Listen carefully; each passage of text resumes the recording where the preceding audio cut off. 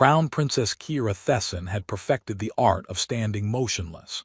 Years of military training had taught her discipline, but today's stillness came from a different source entirely. The careful blankness required to endure rejection without showing pain. She stood in the grand hall of the Crystal Palace, the afternoon light refracting through the crystalline walls in patterns that would normally fascinate her. Today, she barely noticed them. Her attention was focused on the departing figure of the Valorian trade prince, his ornate robes swishing as he walked away with barely concealed haste. He hadn't even stayed for the formal refreshments. "Well," her father's voice carried from his throne, tight with controlled anger, "that makes three.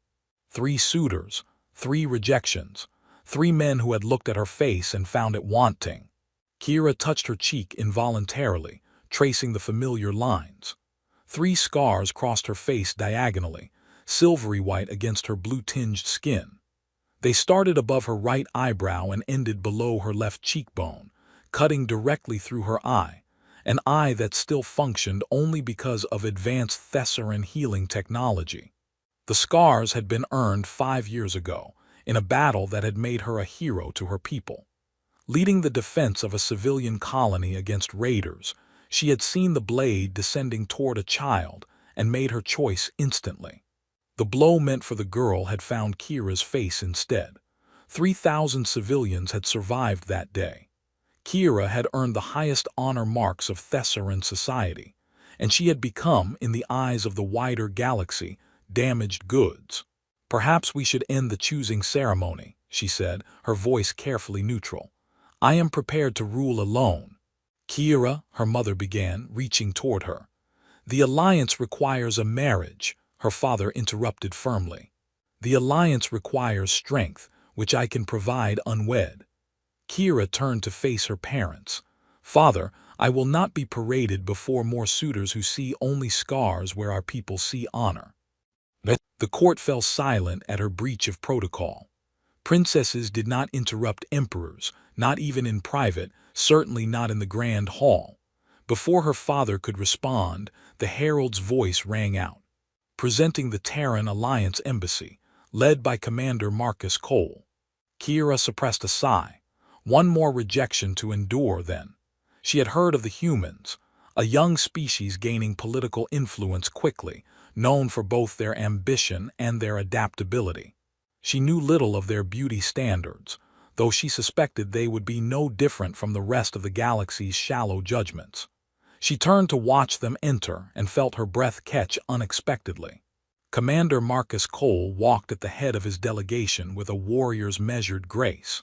Tall by human standards, he was powerfully built, his formal uniform emphasizing broad shoulders and a trim waist.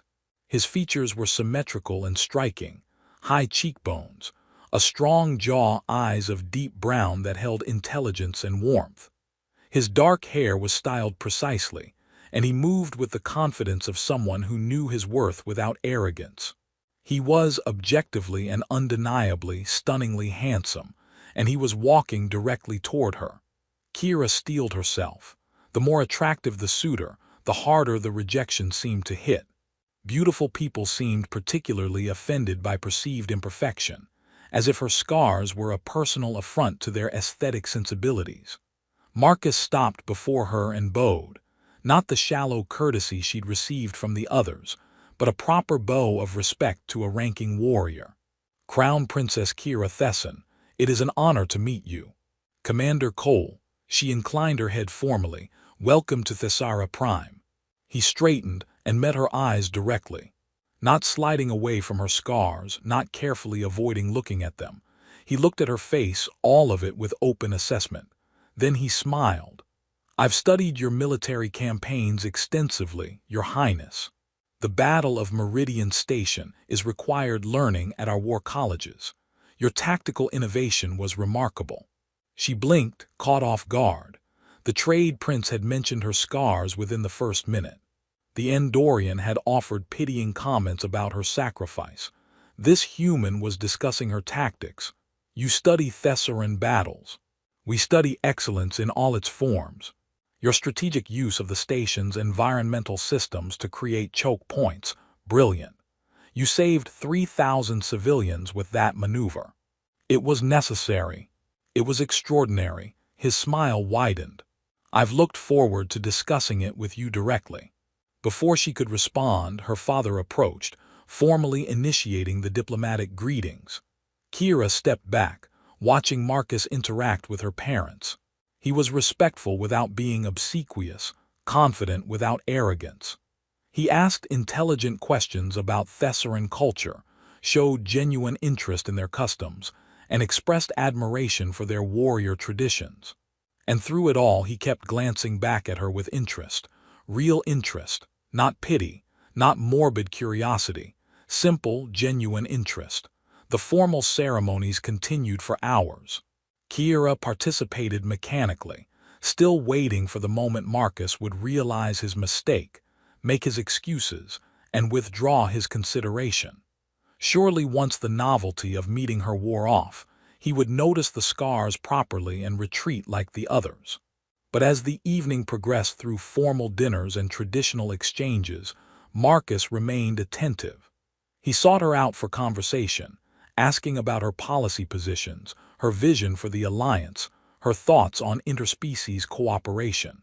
"You seem surprised by my questions," he observed during a quieter moment. "The previous suitors focused on other things." "Your scars, you mean?"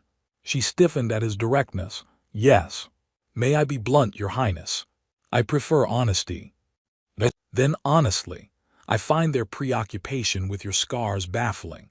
You're a brilliant strategist, a proven leader, and by all accounts an innovative policymaker. Why would anyone focus on marks of honor when there's so much else to appreciate?" She stared at him. "You call them marks of honor. Aren't they? You earn them protecting others. In human culture we call that heroism." He held her gaze steadily. "I don't see damage, Princess. I see proof of character." The evening finally reached the moment of formal declaration. Tradition required suitors to either confirm their interest in pursuing the match or politely withdraw. Kira stood with her family, prepared for the familiar sting of rejection.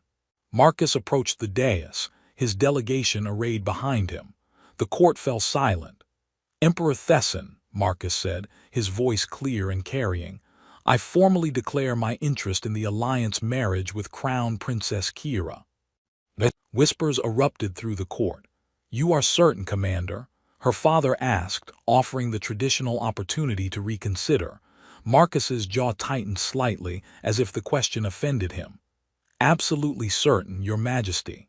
I came to Thessara Prime seeking a partner of exceptional capability and character.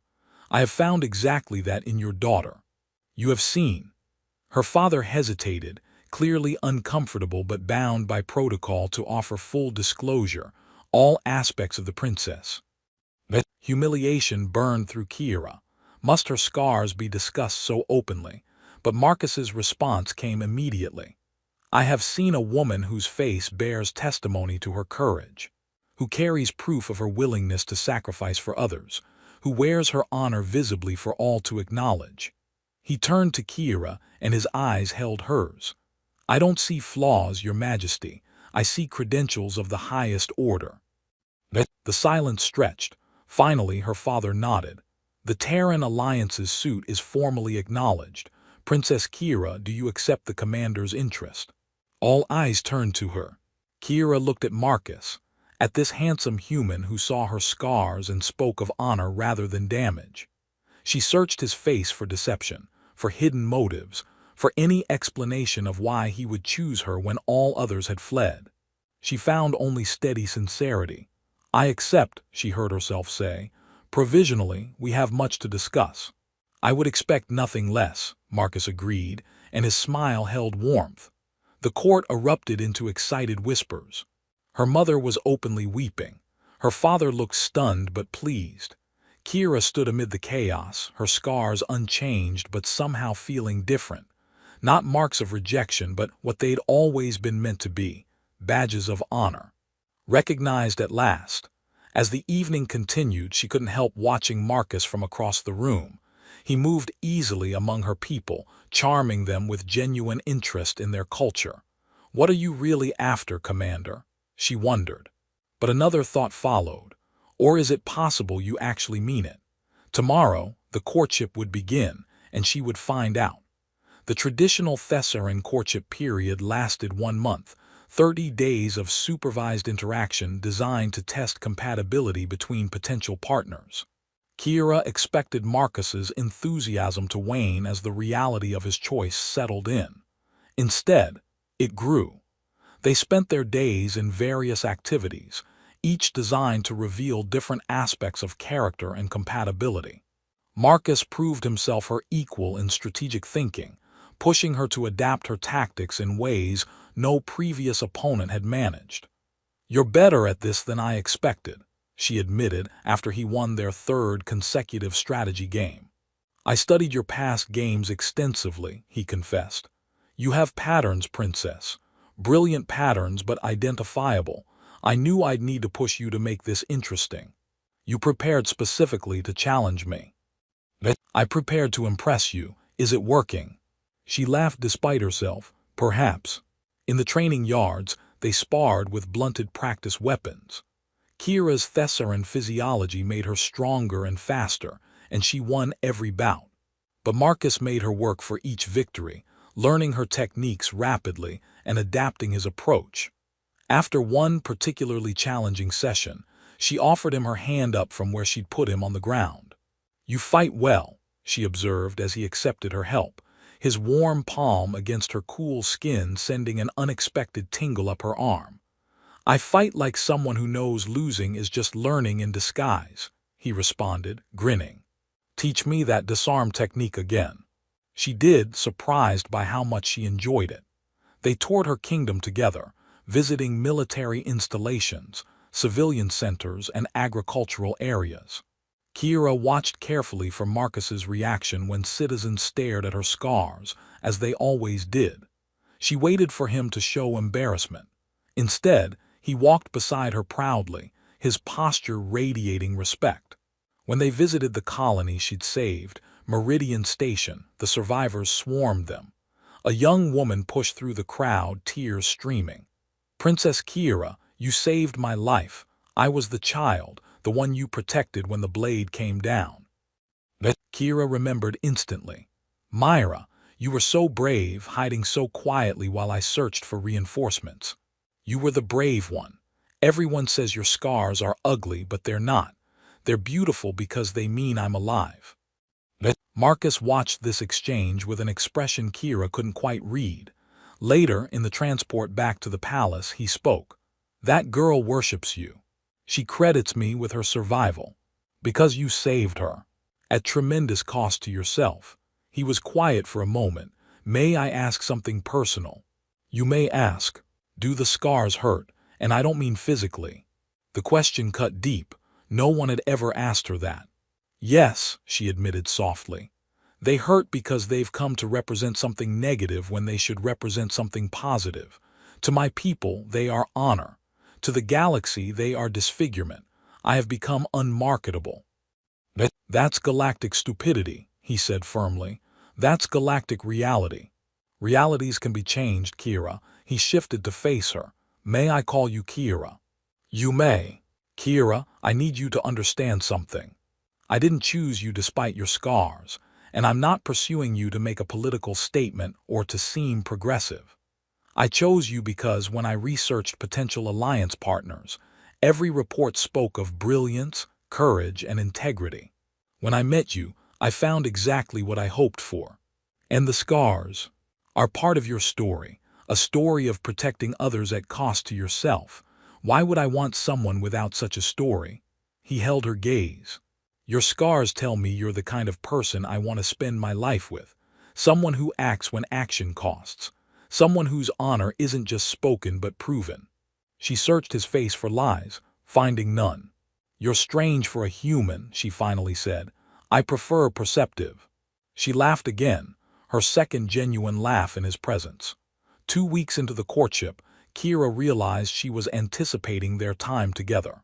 Marcus challenged her intellectually, treated her as an equal, and saw her scars as assets rather than liabilities. During a private dinner, she finally asked directly, "Why me, Marcus?" Truly. The Terran Alliance could ally with any world. You could have any partner. Why choose the scarred princess? He set down his utensils. You want full honesty. Always. Humanity is rising in galactic politics, but we're young. Prone to mistakes, sometimes too aggressive. We need partners who balance our enthusiasm with wisdom. He leaned forward. I volunteered for this mission because I'd studied you, not just your battles, but you. Your philosophical writings about warrior ethics, your artistic pursuits, your speeches about protecting the vulnerable. I saw someone extraordinary. And when you met me, saw the scars, I saw proof that everything I'd read was true. Here was a woman who didn't just talk about sacrifice, she'd made it, who carried her courage visibly. Slowly he reached across the table. May I? She nodded, uncertain. His fingers traced one scar gently, the first time anyone had touched them outside medical necessity. The gesture felt profoundly intimate. These aren't flaws, he said softly. They're credentials. Anyone too shallow to see that doesn't deserve you. Her breath caught. That night, Kira lay awake, touching her scars and remembering the warmth of his fingers. Something was shifting inside her, walls she'd built after the rejections beginning to crack.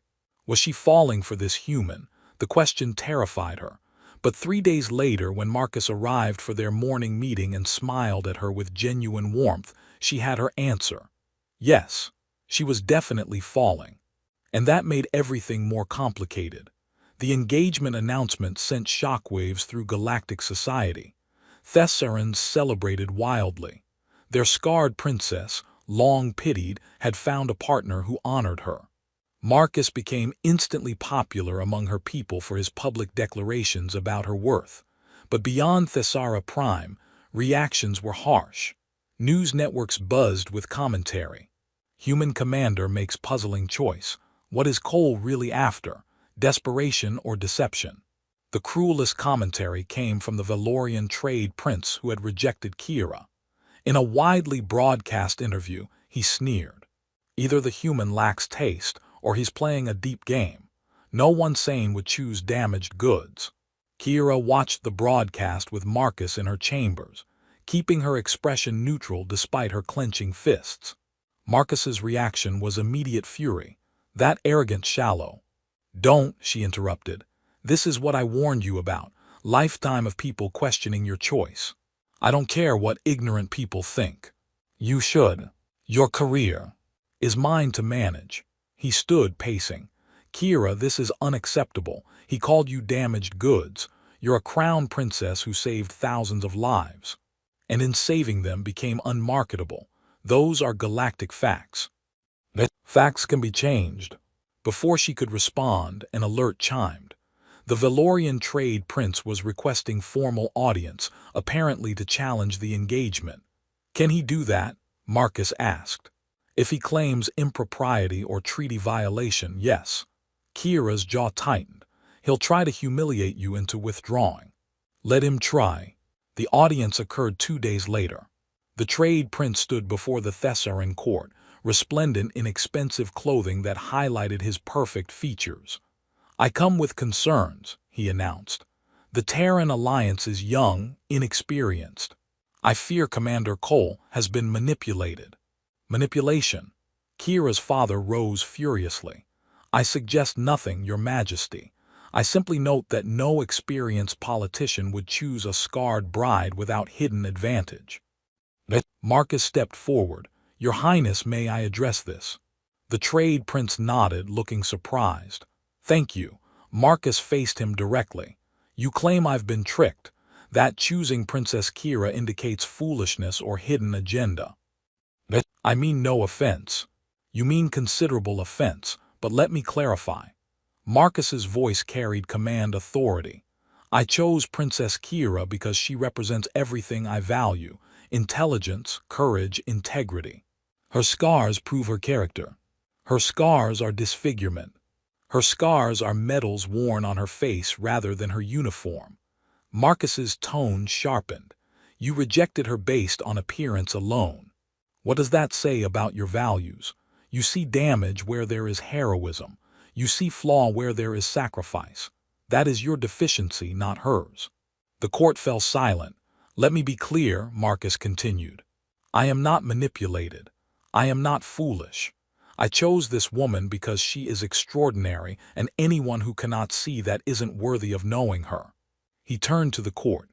Thessarin's honor scars earned in defense of others. Humanity should learn from this wisdom.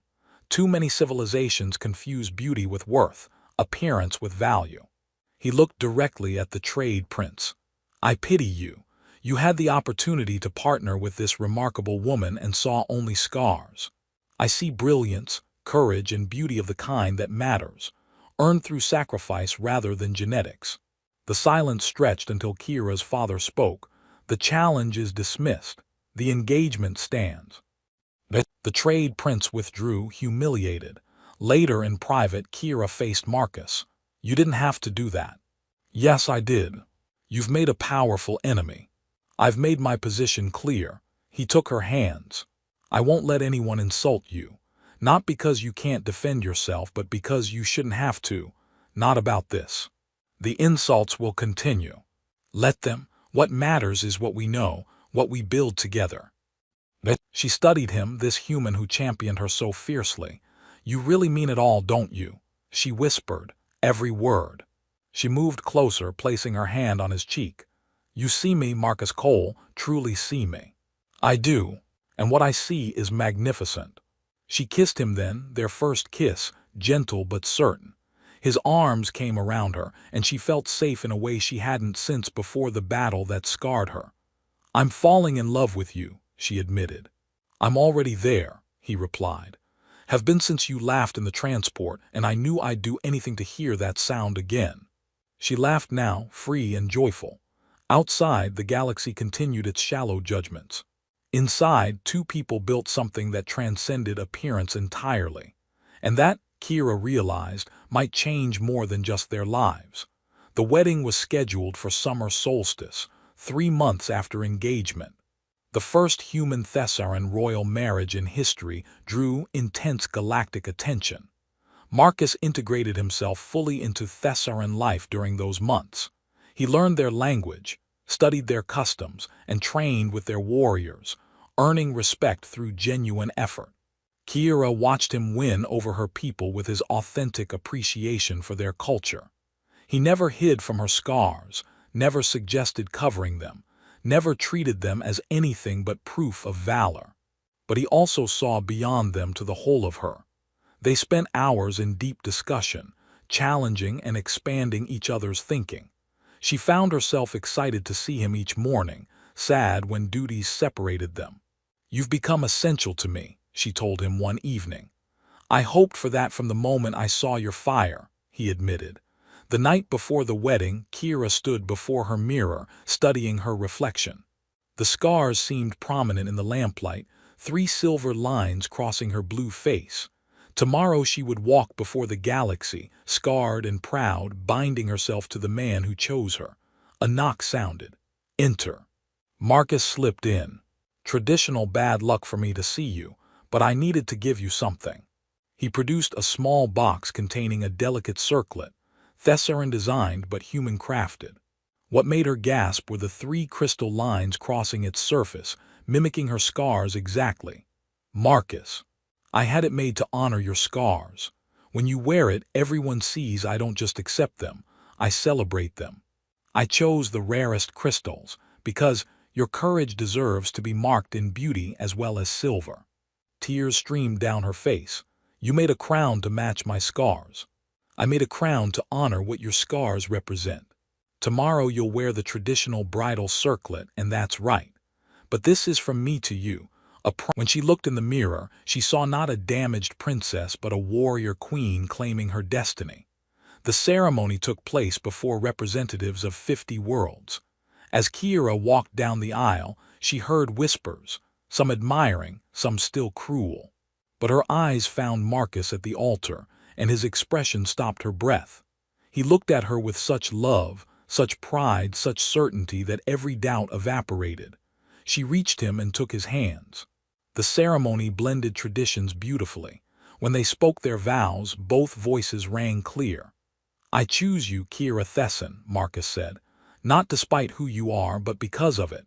Your scars speak of courage I aspire to. Your heart holds honor I hope to deserve. In you, I've found not just a partner but a purpose, to stand beside you, to support you, to love you in every moment." Kira's vows matched his intensity. "I choose you, Marcus Cole, because you chose me when none others would, because you saw honor where others saw damage, because you taught me my scars are not barriers to love but bridges to it. I promise to lead beside you, to love you with the same fierce certainty with which you love me." When they kissed to seal their union, the hall erupted. Thessarans cheered wildly. The human contingent applauded joyfully. Even some skeptics seemed moved. But the moment after mattered most. As they turned to face their subjects together, Marcus raised Kira's hand high. "Today marks not just our marriage but new understanding. Let the galaxy see. Scars are not flaws, they are stories of survival. They are proof of sacrifice. They are beauty of the highest kind, beauty earned through courage." The response was thunderous. At the reception, they danced together for the first time as spouses. Kira wore his crystal circlet, her scars honored in beauty. "You've changed everything," she told him. "We've changed everything together." Around them, guests mingled, dozens of species talking and laughing. Several scarred Thessarans were present, and Kira noticed them holding their heads higher. One young warrior woman approached. "Your Highness, thank you." "For what?" "For showing us our scars don't define our futures. That there are those who see honor where others see flaw." "He truly loves you for you, doesn't he?" she asked, glancing at Marcus. "He truly does. Then there's hope for us all." Marcus returned to Kira's side. "What was that about?" "Hope. What we're building. Heavy topics for a wedding. The best topics." She took his hand. "When you chose me, you did more than choose a wife. You challenged galactic standards about beauty and worth." "I just love my wife," he said simply. "That it changes things is a bonus. The real reward is you, your mind, your heart, your fire. I'd choose you again 1,000 times." She kissed him publicly, uncaring of protocol. He'd given her that freedom, to be fully herself, scars and all, without shame. As celebrations filled the Crystal Palace, Kira Thesson, now also Kira Cole, stood beside her husband and faced her future. There would be challenges, prejudices to overcome, minds to change. But she wouldn't face them alone. The handsomest human in the galaxy had chosen the scarred princess, and in doing so began a revolution that would echo through the stars. Sometimes the great